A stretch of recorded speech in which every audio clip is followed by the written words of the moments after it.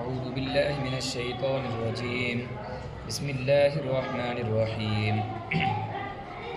عما يتساءلون عن النبأ العظيم الذي هم فيه مختلفون. كلا سيعلمون ثم كلا سيعلمون. ألم نجعل الأرض مهادا والجبال أوتادا وخلقناكم أزواجا وجعلنا نومكم سباتا وجعلنا الليل لباسا وجعلنا النهار معاشا وبنينا فوقكم سبعا شدادا وجعلنا سراجا وهاجا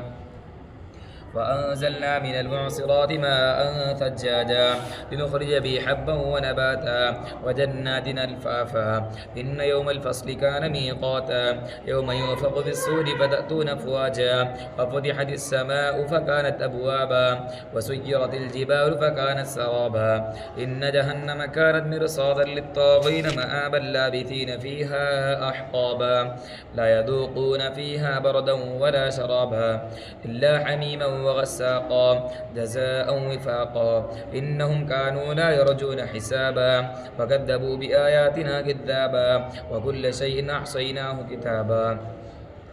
فذوقوا فلن نزيدكم إلا عذابا إن للمتقين مفازا حدائق وأعنابا وكواعب ترابا وكأسا دهاقا لا يسمعون فيها لغوا ولا كذابا جزاء من ربك عطاء حسابا رب السماوات والأرض وما بينهما الرحمن لا يملكون منه خطابا يوم يقوم الروح والملائكة صفا لا يتكلمون إلا من أذن له الرحمن وقال صوابا